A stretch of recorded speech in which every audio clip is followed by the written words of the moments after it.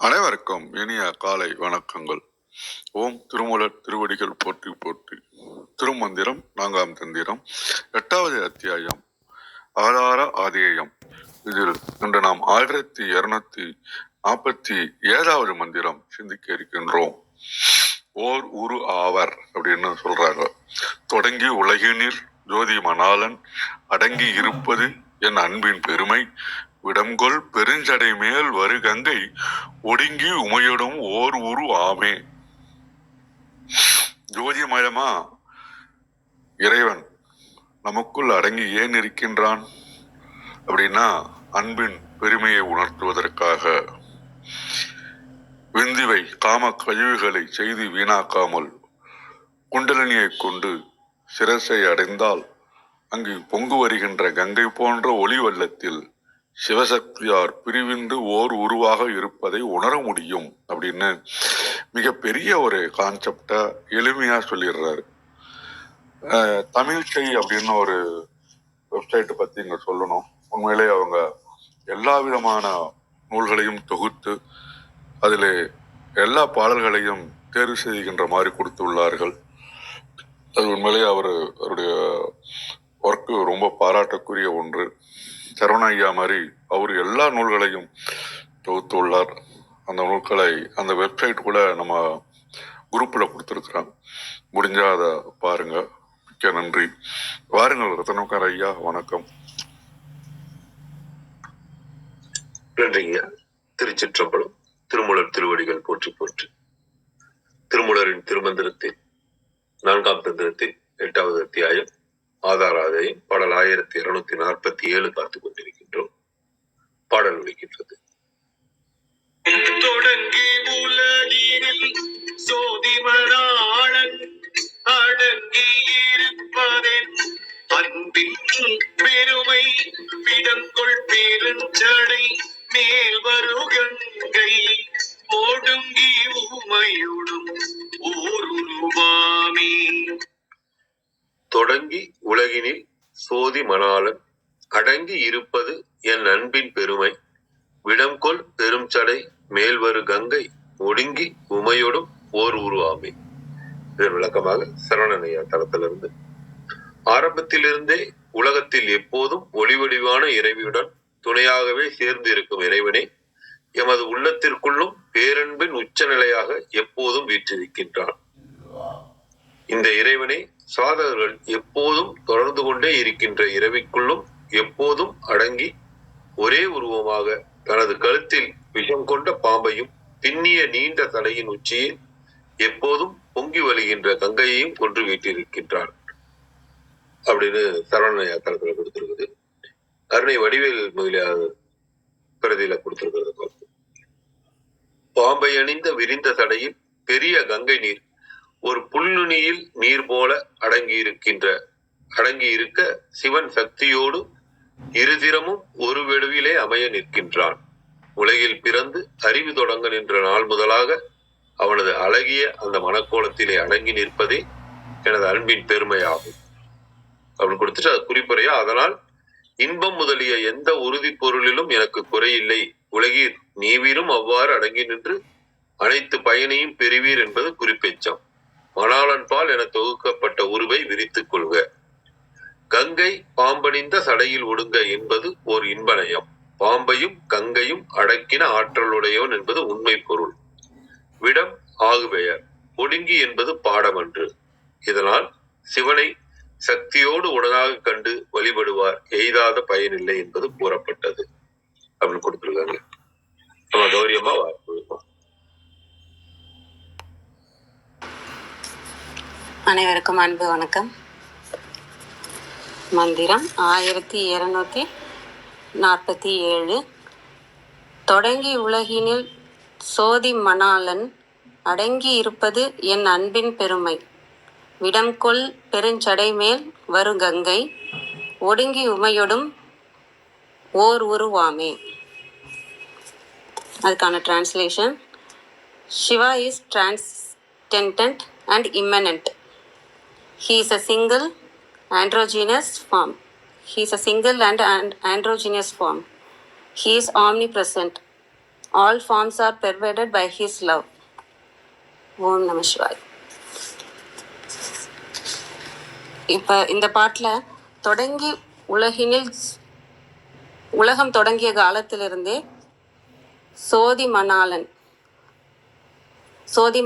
மணாளன் யாரு? நம்ம சிவம் அடங்கி இருப்பது என் அன்பின் பெருமை. சிவம் வந்து சக்திக்குள்ள அடங்கி இருக்கிறதுக்கு காரணம் அந்த அன்பின் பெருமை. எந்த அன்பின் பெருமைனா போன பாட்டில் சொல்லிட்டாங்க, தூங்கு இருள் நீங்க களம் கொள் மணியுடன் காம வினோதம். ஏன் களம் கொள் மணியுடன் காம வினோதம் சொல்லணும்? சாதாரண சிவத்தோட காம வினோதம்னு சொல்லலாம் இல்லையா? ஏன் வந்து அந்த விஷமருந்திய சிவனோட ஆழகால விஷமருந்திய சிவனோட காம வினோதம்? ஏன்னா அவளோட அன்புனால தான். எதனாலனா அந்த அந்த திருவிளையாடல், இன்ப திருவிளையாடல் எதுக்கு நடத்துறா அப்படின்னா, அந்த விஷமருந்திய சிவனா இருக்கிற நம்மளை போல ஆன்மாக்களை வந்து தெளிவடைய வைக்கிறதுக்காகவும், அந்த மாயையில் சிக்கி அந்த விஷயத்துல சிக்கி இருக்கிற நம்மளை வந்து அந்த மாயையிலேருந்து மீண்டு அந்த இருளை நீக்கிறதுக்காகவும் நம்ம கூட விளையாடுற விளையாட்டு தான் இந்த காம வினோதம். விந்தையான விளையாட்டு, வினோதமான விளையாட்டு விளையாடுறா. அந்த அண்ணாக்கு பாதையில தான் அந்த விளையாட்டே நடக்குது. ஏன்னா அந்த அண்ணாக்கு பாதையில தான் அந்த விஷமருந்திய ஆன்மாக்களாக நம்ம இருக்கோம். அதுதான் போன பாட்டில் அந்த சொன்ன மாதிரி நான் பார்த்தேன். அந்த அளவுக்கு நம்மளோட திருவிளையாடல் விளையாடி அந்த நம்மளை வந்து அந்த மாயையிலேருந்து அந்த இருள்லேருந்து நீக்கிறதுக்காக அவளோட அன்புனால அவள் செய்கிறதுனால சிவமும் அவளுக்குள்ளேயே அடங்கி இருக்கிறது. அதுதான் இதோட அன்போட பெருமைக்காக தான் அவன் நம்மளை சரி பண்ணணும்னு நம்ம தான் அடங்கி இருக்கிறோம். அவங்களுக்கு தேவையில்லை நம்மளை சரி பண்ணணும்னு, இல்லையா? நம்ம தான் அடங்கி நம்ம சரியாகணுன்ற ஒரு இது இருக்கிறதுனால தான் நம்மளும் அடங்கி இருக்கிறோம். அந்த அன்புனால அவங்களும் நமக்கு அந்த திருவிளையாடல் நடத்தி நம்மளை அந்த நஞ்சிலேருந்து நீக்கி நம்மளை யாருன்னு தெரிய வச்சு, நம்ம மயக்கத்தில் இருக்கோம், மாயையில் இருக்கோம், நம்ம யாருன்னதே தெரியாத நிலையில் இருக்கோம் இல்லையா? அதெல்லாம் தெரிய வைக்கிறதுக்காக தான் தேவி இந்த விளையாட்டை நடத்தி அவன் அன்புனால இந்த விளையாட்டை நடத்துகிறாங்க. விடம்கொள் பெருஞ்சடை மேல் ஒரு கங்கை ஒடுங்கி உமையோடு ஓர் உருவாமே. அந்த சிவம் வந்து அது நாகத்தோட பெருஞ்சடை கொண்டு கங்கை நீர் கொண்டு உருவமாக இருந்தாலும் அவர் ஒடுங்கி இருப்பது யாரோடனா உமையோட தான். அது ஓர் உருவம் தான். நீங்கள் வந்து சிவம்னு ஒரு உருவம் நீங்கள் பார்த்து கும்பிட்றதா இருந்தாலும் அதுக்குள்ளே இருக்கிறது சக்தி தான். அதுக்கு உதாரணமாக நம்மளே தான் இருக்கோம். உதாரணத்துக்கு வேற எங்கேயுமே போவேன்னா நாமளும் ஒரு உருவம் தான். நம்ம ஒரு உருவத்துக்குள்ளதான் சிவமும் இருக்கு, சக்தியும் இருக்கு. இப்ப நான் எப்பயுமே என்ன பத்தியே சொல்லேன். இப்ப நான் ரத்னகுமார் ஐயாவை எடுத்துக்கிறேன். ரத்னகுமார் ஐயாக்குள்ள ஒரு சிவம் இருக்கு இல்லையா? அவங்களுக்குள்ள இருக்க குண்டலினி சக்தி தான் அவங்களுக்குள்ள இருக்குது, சக்தியா இருக்கு. அந்த சிவம் வந்து தன்னை அறியாத நிலையில அந்த நஞ்சுண்ட சிவமா இருக்கிறதுனால சக்தி தேவி போன பாட்டிலே சொல்லியிருப்பாங்க, விலங்கு ஒளியாக விரிசுடர் மாலை. சக்தி தேவி எப்படி இருக்கிறா? நம்ம புரிய வைக்கிறதுக்காக ஞான ஒளியாக விரிந்த சுடராக என்னெல்லாம் செஞ்சு நம்மளை வந்து தெளி வைக்க முடியுமோ குண்டலினி சக்தியாக நமக்குள்ள எல்லா 36 தத்துவங்களாகவும் இருந்து நம்மளை தெளிய வைக்கிறதுக்காக தான் இயங்கிட்டு இருக்கா. நமக்குள்ளேயே சிவமும் சக்தியும் இப்ப ரத்னகுமார் நீங்க எடுத்துக்கிட்டீங்கன்னா அவர் ஓர் உருவம் தான். அவர் ஒரு உருவத்துக்குள்ள சிவமும் இருக்கு, சக்தியும் இருக்கு. அவரை தெளிய வைக்கிறதுக்காக தான் அவரோட குண்டலினி சக்தியும் அவரோட 36 தத்துவங்களும் சேர்ந்து வேலை செஞ்சு அவங்களுக்கு ஹெல்ப் பண்ணிட்டு இருக்காங்க. அவரோட சக்தியும் அவரோட சிவம் தான். அந்த சிவம் வந்து தெளிஞ்சிட்டாங்கன்னா சக்திக்கு அங்க வேலையே இருக்காது. அதனாலதான் போன பாட்டிலே களம்கொள் மணியுடன் காம வினோதம். எல்லா சிவத்தோடையும் அவங்க விளையாண்டுட்டு இல்லை. இந்த விளையாட்டுலாம் யாருகிட்ட தன்னை அறியாம தன்னை நெஞ்சில இருக்கிற ஆன்மா கிட்ட மட்டும்தான், அந்த சிவத்திட்ட மட்டும்தான் இந்த விளையாட்டு வந்து திருவிளையாடல் வந்து நடந்துட்டு இருக்கு. அதை நமக்குள்ள இருக்க சக்தியை நம்ம புரிஞ்சுக்கணும். நமக்குள்ள இருக்கிற அறியாம இருக்கிற நம்ம சிவத்தை புரிஞ்சுக்கணும். இந்த எந்த பாதையை நீங்க எடுத்துக்கிட்டாலுமே தன்னை அறிதல் தான் ஃபர்ஸ்ட். நம்ம யாரு நம்ம எதுன்றத புரிஞ்சுக்கிறதுக்காக தான் இத்தனை பாட்டுமே வர்றதா நான் பாக்குறேன். அதனால இதுலயும் என்ன சொல்றாங்க, ஓர் உருவமா தான் இருக்கும். நீங்க வந்து ரெண்டு உருவமா நீங்க எந்த இடத்த நீங்க சிவம்னு சொல்லி அவங்க வந்து தனி உருவமா பார்த்தாலும் அதுக்குள்ள ஒடுங்கி இருக்கிறது சக்தி தான். இப்ப நீங்க சக்தின்னு எடுத்து இப்ப என்னையோ பெண் உருவமா எடுத்து பார்த்தாலும் எனக்குள்ள இருக்கிறதும் சிவம் தான் இல்லையா? உருவம் தான் வேற வேற. இப்ப நானு நீங்க எல்லாம் வேற வேற உருவம் தான். ஆனா உள்ளுக்குள்ள இருக்கிற சிவம் எல்லாருக்கும் ஒரே சிவம் தான், ஒரே குண்டலினி சக்தி தான். நம்மளோட வினைகளுக்கு தகுந்த மாதிரி நம்மளோட மூதாதையர்கள் அவங்கள்ட்ட இருந்தெல்லாம் ஜீன்ஸ்லாம் நம்ம எடுத்துட்டு வந்துருக்கு போல அதுக்கு தகுந்த மாதிரி நம்ம உருவம் அமைப்பு இருக்குமே தவிர, இப்ப எனக்கும் இப்ப ரத்னகுமார் ஐயாவுக்கு என்ன வித்தியாசம்னு பாத்தீங்கன்னா உருவம் அமைப்பு மட்டும்தான் வித்தியாசம். அதுவும் அவங்களோட தாத்தா பாட்டிகிட்ட இருந்து வந்த ஜீன்ஸ்ல இருந்து வந்ததுனால அவங்களுக்கு அந்த உருவம் அமைப்பு, எனக்கு இந்த உருவம் அமைப்பு, அவ்வளவுதானே தவிர எனக்குள்ள இருக்க சிவமும் அவருக்குள்ள இருக்க சிவமும் ஒரே நிலையில தான் இருக்கு. குண்டலினி சக்தியும் அதே நிலையில தான் இருக்கு. எல்லாருக்குள்ளேயும் அதே நிலையில தான், எல்லாருக்குள்ளேயுமே அதே நிலையில தான் இருக்கு. நமக்கு அந்த தெளிய வந்துருச்சுன்னா சக்தியோட வேலையே இல்லை. சக்தி எதுக்காக நமக்கு ஹெல்ப் பண்றதுக்காக தான் இருக்கா. அப்ப தனியா தானே இருக்காங்க, அவங்க ஹெல்ப் தானே பண்றாங்க. அப்ப நான் வேற சக்தி வேற தானே. சிவமா நான் இருக்கேன்னா அப்ப சக்தி வேற தானேன்னா சக்தி வேற கிடையாது. ரெண்டு விதமா உருவாக்கி கொடுத்துருக்குறாங்க. எப்படின்னா இப்ப நம்ம வீட்டுல ஒரு washing machine, automatic washing machine இருந்ததுன்னா அதுவே துவைக்கும், அதுவே புழிஞ்சு விடும் இல்லையா? ஒரே இதுல ரெண்டு வேலை, ஆனா மிஷின் ஒண்ணுதான் இல்லையா? அந்த மாதிரி தான் நான் பாக்குறேன். அதே மாதிரிதான் நமக்கு ஒரு உடம்பு சரியில்லைன்னு வச்சுக்கோங்க, நமக்கு ஏதோ நம்ம சாப்பிட்டதுனாலயோ நம்ம ஏதோ ஒரு பிரச்சனை நமக்கு உடம்பு சரியில்லைன்னா அந்த மருந்து எடுத்துக்கணும்ன்ற உணர்வு நமக்கு நம்ம அதுக்கு மருந்து சாப்பிடுறோம் இல்லையா? அதுவும் நம்ம தான் சாப்பிட போறோம். இதுக்குன்னு தனி இன்னொரு உருவம் வந்து மருந்து சாப்பிட போறது இல்லை இல்லையா? அது மாதிரி நமக்குள்ள இயங்குற ரெண்டு சக்திகள் அவ்வளவுதானே தவிர உருவம் ஒண்ணு. அதே மாதிரிதான் சிவமும் சரி, அவங்களுக்குள்ள இயங்குற ரெண்டு சக்திகள், சிவமும் ஒண்ணு அப்படின்றத பாக்குறேன். அடங்கி இருப்பதே இது நம்ம இதுலயும் நம்ம பார்க்கலாம். ஒரு அன்பின் பெருமை எப்படி இங்க இதுல இருக்கு. நம்ம சாதாரண அன்புன்னு நல்ல உணர்வோட ஒரு விருப்பமோட நீங்க ஒரு செயலை செய்யும் போதே அங்க வந்து சிவம் வந்து அடங்கிரும். ஒரு பிடிச்ச வேலையை செய்யும் போது பாருங்க, கவனம் அங்கெங்கேயும் சிதறாது, ஒரு நிலையா நீங்க நல்லா செய்வீங்க. அந்த உணர்வு நல்லா இருக்கிறதோட நீங்க வேலை செய்யும் போதே சிவம் தானா வந்துரும். நல்ல உணர்வோட விழிப்பா நீங்க அதை செய்யறதுக்கு சிவம் வந்துருவாரு. நீங்க எந்த நல்ல உணர்வு கொண்டு வரீங்களோ அங்க சிவமும் சேர்ந்து வந்துடுவாரு. ஏன்னா அவரை சரி பண்றதுக்காக தான் சக்தியே இருக்காங்க. நம்ம அவங்க பின்னாடி போறது கரெக்ட் தானே? அந்த மாதிரி அதுதான் நான் எல்லாம் பாக்குறேங்கய்யா. வேற இது இல்லை. எல்லாரும் ஓர் உருவமாக இரண்டு சக்தியும் சேர்ந்து ஓர் உருவமாக இருக்கிறாங்க. அப்புறம் அந்த அன்பின் பெருமைக்காக அவங்க நம்மளை சரி பண்றதுக்காக தான் நம்ம உடம்புல இருக்கிறாங்கன்றது உணர்ந்து சிவமும் அவங்க சொல்றபடியே தான் போகும். அது நல்ல இதா இருந்ததுன்னா, ஒரு விருப்பமோட செய்யறதா இருக்கட்டும், சந்தோஷமா செய்யறதாக இருக்கட்டும், ஒரு நல்ல உணர்வோட செய்யும் போது உங்களுக்குள்ள இருக்க சிவமும் டிராவல் ஆயிட்டே அங்க மட்டும்தான். நமக்கு உள்ளுக்குள்ள இருக்கிறது மட்டும்தான் சிவம்னு இல்லை, நம்ம ஒவ்வொரு ஆதாரத்திலயுமே சிவம் இருக்கிறாரு.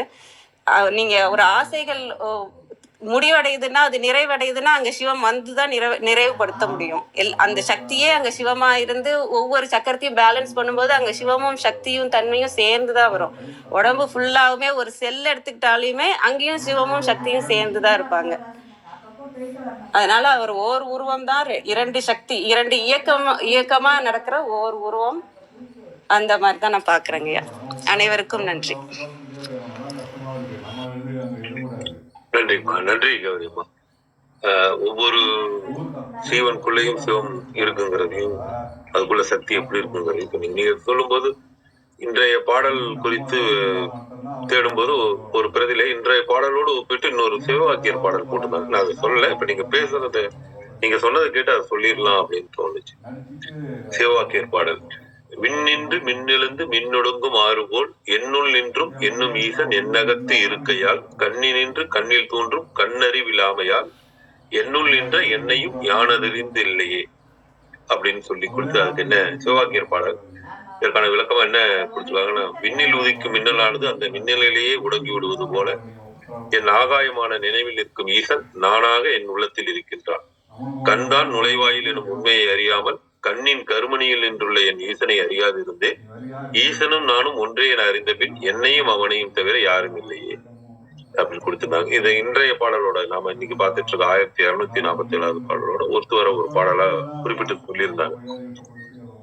இதை முதல்ல சொல்ல, சரி நீங்க சொன்னதை கேட்டோன்னே இது சரியா ஒத்து வரதா இந்த பகிர்ந்து கொள்ளும். நன்றி கௌரிமா, நன்றி.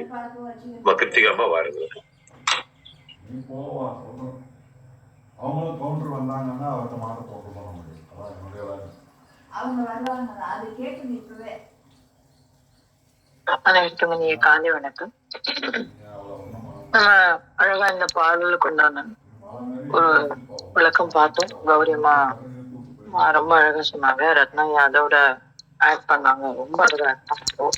அதுக்கு முன்னாடி அவர் வாசிச்ச அந்த குறிப்புகள் கூட நமக்கு இந்த பாடலை நன்றாக உணர்ந்து கொள்வதற்கு ரொம்ப தெளிவான ஒரு வழியை நமக்கு கொடுக்க. இப்ப இந்த பாடல்ல நம்ம பார்க்கும்போது இன்னைக்கு நம்ம அர்த்தநாரியார் இன்னும் அழகா இதற்கு அணி சேர்த்திருக்கலாம். ஏன்னா இன்னைக்கு தைப்பூசம்.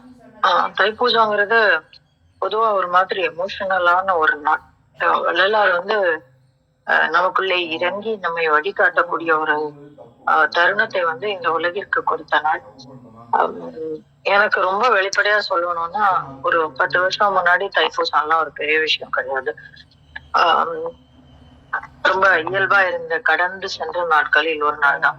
ஆனா இன்னைக்கு இந்த வள்ளலாருடைய அந்த அந்த தன்மையை உணர்ந்த பிறகு இந்த தைப்பூசங்கிறது ரொம்ப ஸ்பெஷலான ஒரு நாளா ஆயிடுச்சு.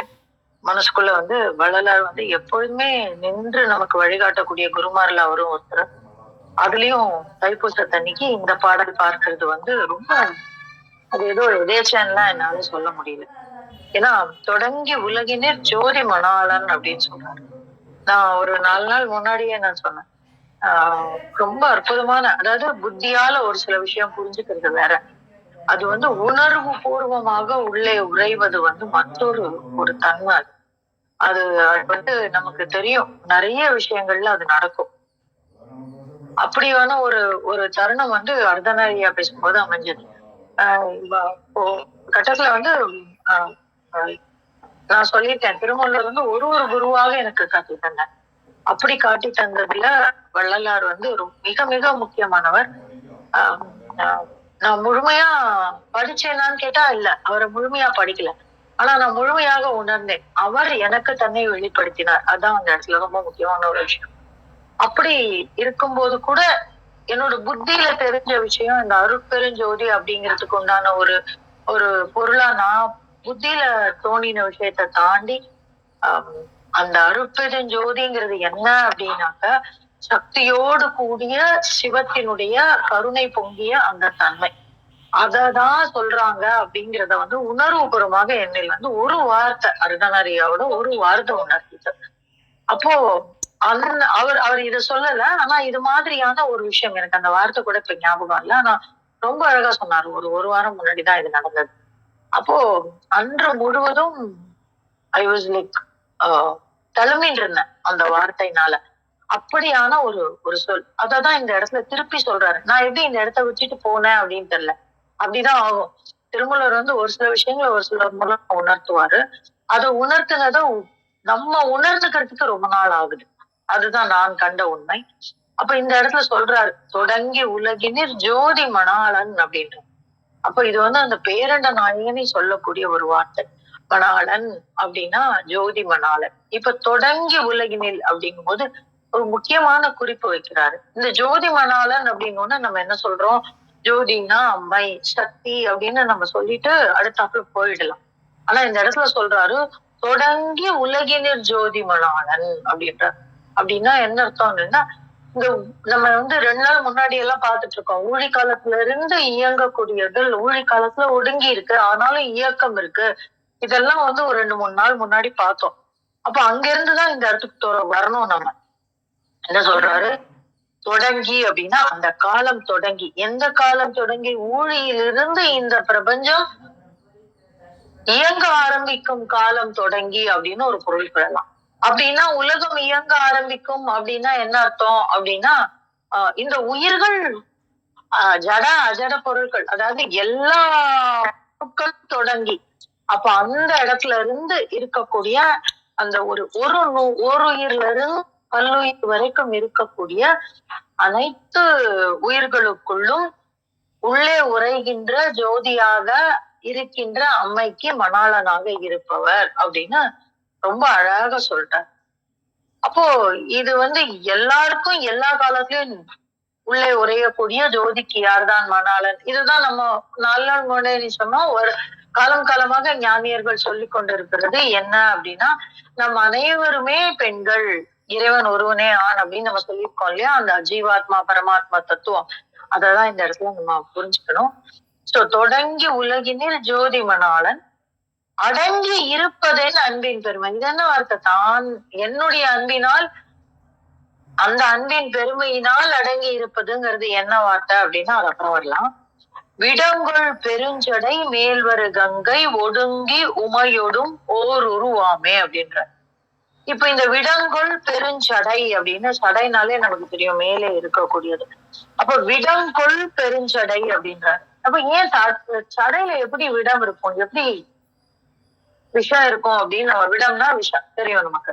அப்போ விடங்குள் பெருஞ்சடை அப்படின்னா என்ன அர்த்தம் அப்படின்னாக்க ரெண்டு விதமா புரிஞ்சுக்கலாம். என்ன புரிஞ்சுக்கலாம் அப்படின்னா, அவர் தன்னுடைய சடையில் பாம்பை அணிந்து இருக்கக்கூடிய எம்பெருமான் பேரண்ட நாயகன். அந்த பாம்பு எப்படி இருக்கு, இப்படி இருக்கு, விடம் கொள்ளக்கூடியதாக இருக்கிறது அப்படிங்கிறது ஒரு பொருள். இரண்டாவது பொருள் என்ன புரிஞ்சுக்கலாம் அப்படின்னா, இந்த குண்டலினியை நாம் பாம்பாகத்தான் உருவொள்கிறோம். எத்தகைய குண்டலினி? விடங்கொள். அதுதான் எங்கே இருக்கிறது? மூலாதாரத்தில் அடங்கி இருக்கக்கூடிய அந்த குண்டலினி என்கின்ற நாகமானது விஷத்தை கக்கக்கூடிய நிலையில் இருக்கக்கூடியது. எது விஷம்? அது அடங்கி இருந்ததுன்னா என்ன ஆகும் அப்படின்னாக்க, மீண்டும் மீண்டும் இந்த உலகாகிய பிறப்பாகிய விஷம் நம்மை தொடர்ந்து கொண்டேதான் இருக்கும். ஆனா அது பெருஞ்சடை மேல் போய்விட்டது என்றால் அப்படின்னா, அது சிரத்திற்கு மேல் சென்று விட்டது அப்படின்னா இது ஒரு மிகப்பெரிய குறியீடு. அப்போ அந்த குண்டலினி சக்தியானது எழும்பி சகசரத்தலத்திற்கு மேல் செல்லும் என்றால் மேல் வெறு கங்கை அப்படிங்கிறாங்க. அப்படின்னா அங்க இருந்து அமிர்தம் நாம் பெறக்கூடிய அமிர்தமாக கங்கை இருக்கிறார். சோ எம்பெருமானை பேரண்ட நாயகனை ஒரு குறிப்பாக நாம் சொல்றது எல்லாமே இந்த விஷயங்களை ஒட்டிதான் அப்படின்னு நம்ம புரிஞ்சுக்கலாம். அப்போ அந்த குண்டலினி சக்தியானது மேலெழும்பி எங்க நடக்குது? நம்ம அந்த பாம்பாக விடங்கொள் பெருஞ்சடையாக இருக்கிறது. அதன் மேல் வரக்கூடிய கங்கையாக அமிர்தவர்ஷினியாக நாம் பெறக்கூடிய அந்த பேரன்பு இருக்கு பாத்தீங்களா, அந்த ஒடுங்கி உமையோடும் ஓர் உருவாமே அப்படின்றாங்க. அப்போ உமை அப்படிங்கிறது நம்ம ஒரு 3 நாள் முன்னாடி கூட உமையினுடைய தன்மையை பார்த்தோம்.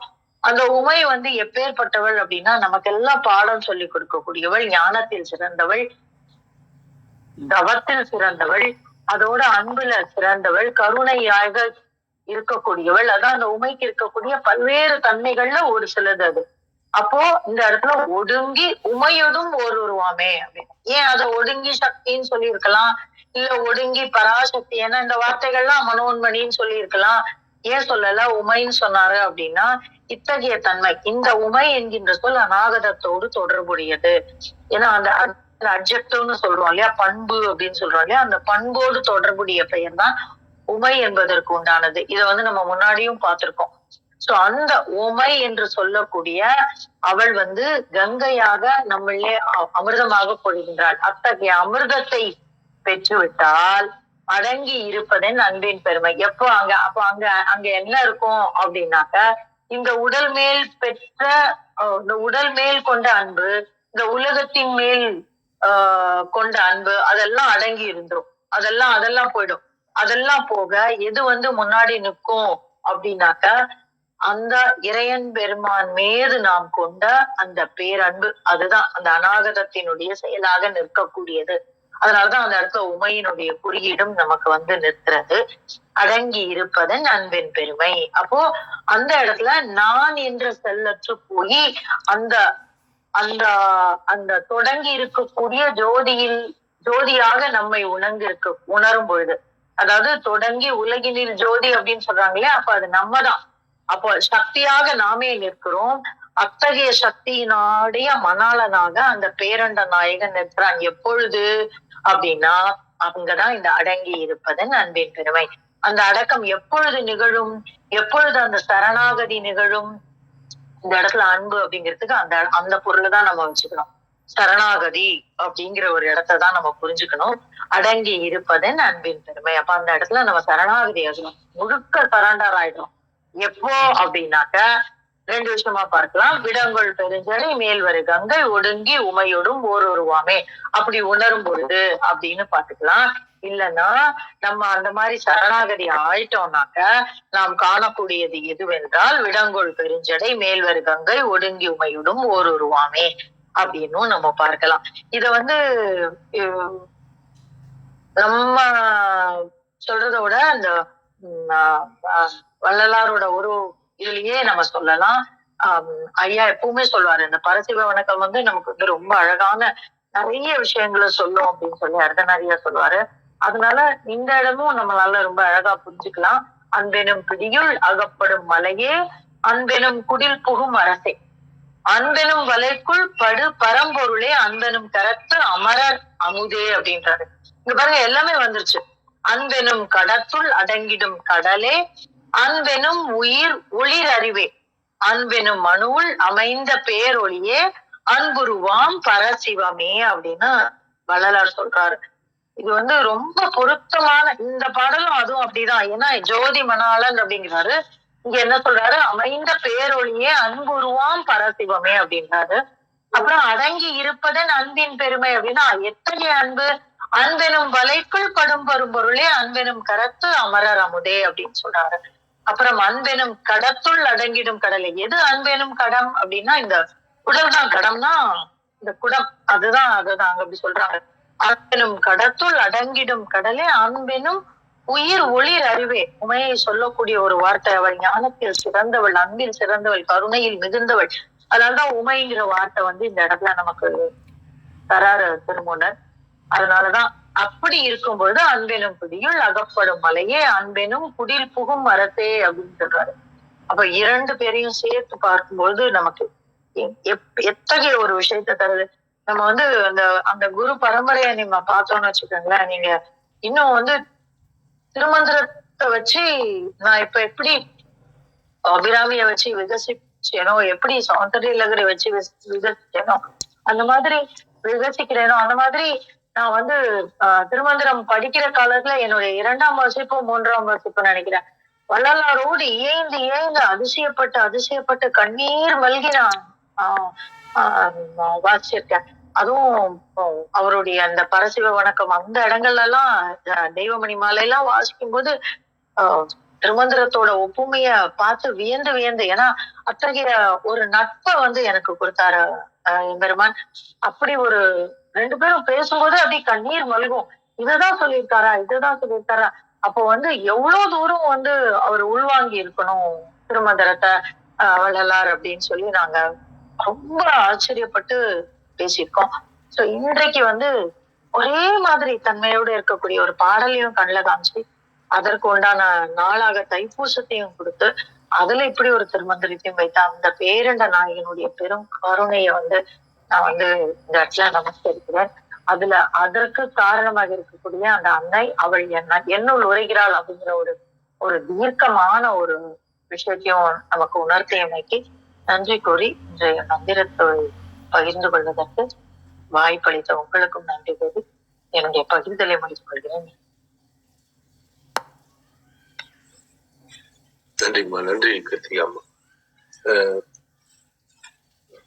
படிச்சுட்டு இன்னைக்கு தைப்பூசம் தெரியும், இன்றைய பாடல் படிச்சுட்டு அதுக்கான விளக்கம் சொல்லிட்டு போகும்போது அந்த சோதிமலான அழகா கொண்டு தைப்பூசத்தோட பொருத்தி ரொம்ப ஒரு உணர்வுபூர்வமா சொன்னீங்க. அதே மாதிரி தெரிந்து கொள்ளுதல், உணர்ந்து கொள்ளுதல் உண்மை. நாங்களா தெரிஞ்சுக்கிட்டு தான் இருக்கோம். உணர்ந்து சொல்லும் போது அதனுடைய இது வேறதான். இது வேறு சில இடங்கள்ல நாம் அதை பார்த்துருக்கேன்.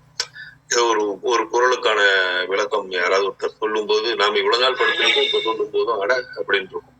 இத அடிக்கடி அர்த்தநேரையா கிட்ட பேசும்போது நிறைய தடவை உணர்ந்திருக்கேன். ஒரு ஒரு ஒரு வார்த்தைக்கான பொருளா இருக்கட்டும், ஒரு செயலுக்கான ஒரு இது அவரு சொல்லும்போது, அட என்னடா இது இவ்வளவு நாள் நாம் பார்த்திருப்போம், அந்த இதை படிச்சிருப்போம். ஆனா அவர் சொல்லும்போது அது இதா இருக்கும்.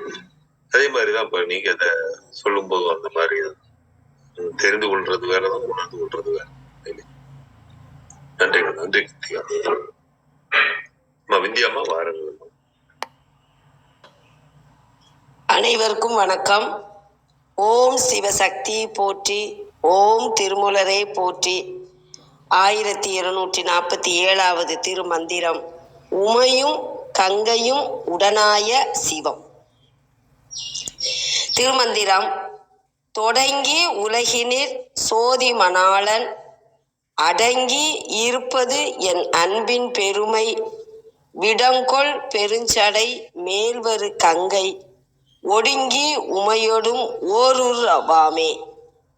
உலகினை தோற்றுவித்து அதன் இயக்கத்தை தொடங்கி இயக்கிக் கொண்டிருக்கின்ற அருட்ஜோதி வடிவான அன்னையின் தலைவன் அப்பராசக்தியுள்ளே அடங்கி இருப்பதன் காரணம் அன்னையின் அருள் உள்ளத்தின் அன்பின் வலிமையினாலேயாம். விடமுண்ட கண்டன் திருமுடி வழியே பெருகி வரும் கங்கை உமை பார்வதியோடு பொருந்தி இரண்டும் ஒன்றாக விளங்கும். பரம்பொருள் ஒளி வடிவம். கங்கை கருணையின் பெருக்கு. உமை அருளின் உருவம்.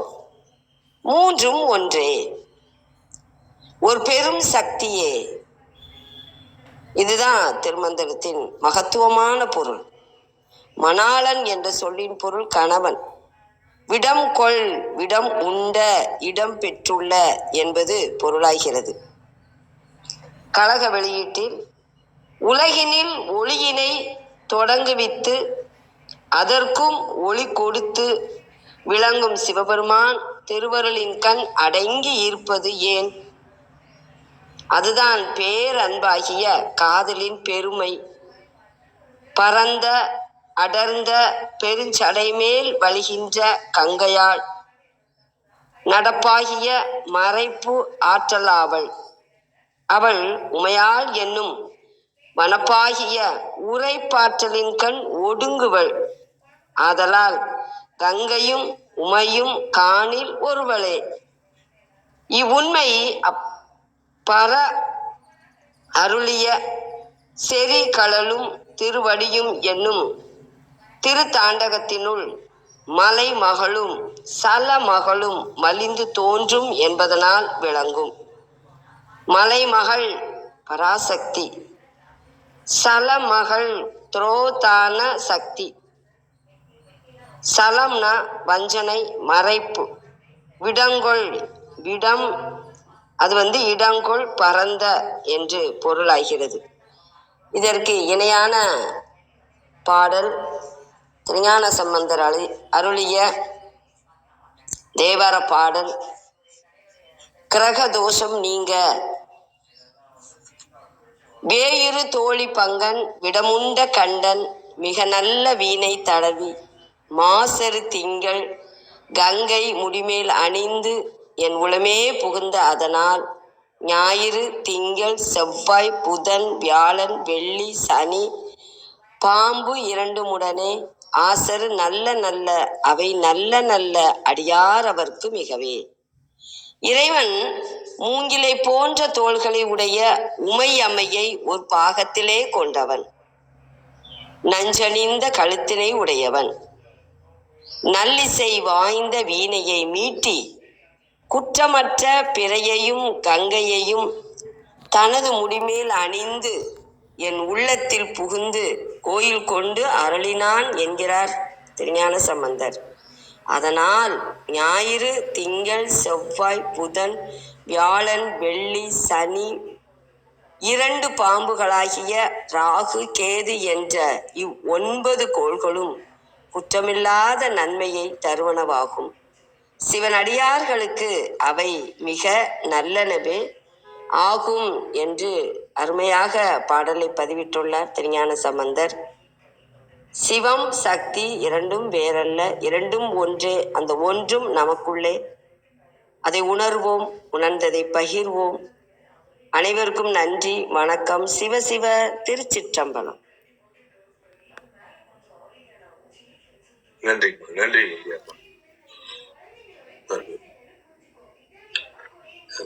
நேரம் கருதி நிறைவு செய்து கொள்ளலாம் நினைக்கிறேன்.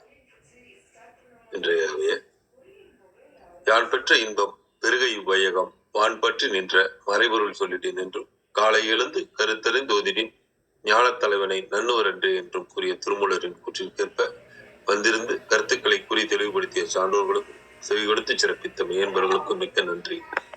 தளம் நிறைவடைகிறது. மீண்டும் நாளை காலை 6:30 மணிக்கு கேள்வி ஞானம் ஆன்ம சுவாசனையில் சந்திப்போம். 5, 4, 3, 2, 1.